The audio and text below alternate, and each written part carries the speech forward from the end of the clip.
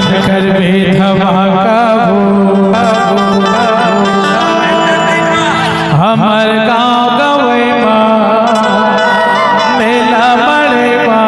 झनकर में धमाका तोर फैशन गे खुलम खुला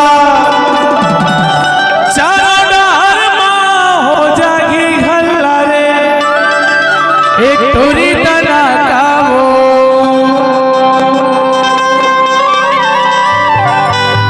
एक टोरी पटाका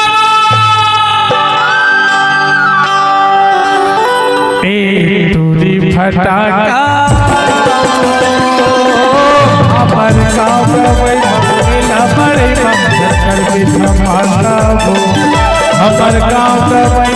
मेला बड़े झनकर में धमाका खुला चारों हो जाएगी हल्ला